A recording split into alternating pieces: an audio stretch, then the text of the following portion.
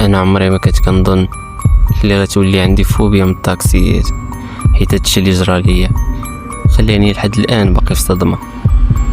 واحد النهار خرجت معطل من الخدمه مع ديك الجويه 1:30، الزنقه كانت خاويه والبرد كان قاصح بزاف. بقيت كنتسنى شي طاكسي يدوز، ومن بعد 10 دقائق وقف الطاكسي وقديم شويه وفيه بزاف ديال الضرابي ما مصلوحينش. والراجل اللي كان سايق كان راجل كبير في السن وحوايجو كيبانو باللي قدام، وبصراحه ما شدش لي وجهه. صافي ركبت، قلت لي السلام، ما ردش عليا. ديمار الطاكسي واحد 2 ديال الدقائق، يلا بغيت نقول ليه فين ساكن، هو يقول لي عارف، وانا باقي ما نطقت حتى كلمه. وزاد قال لي واش باقي حداكم ديك الصيدليه اللي كاينه وراكم؟ هنايا بديت كنتخلع حيت بصح حدانا صيدليه، ولكن مابقاش كنحكر بزاف، قلت راه غيكون غير كيعرفني شخصيا وميكت.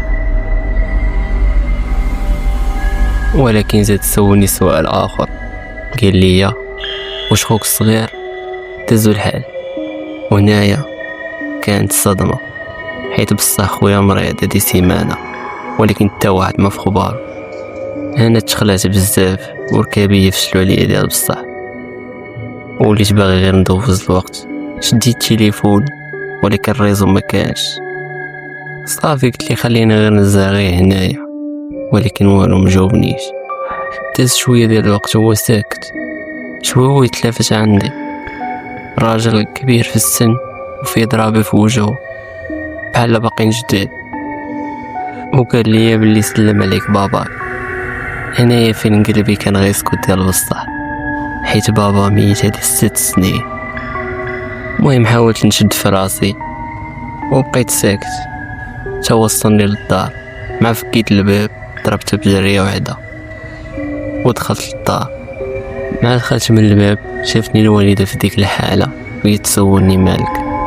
بديت كنعاود ليها شنو وقع، وصفت ليها الراجل كيفاش كاين، وهنايا شفت بلي الوجه ديال الوالده تبدل بزاف،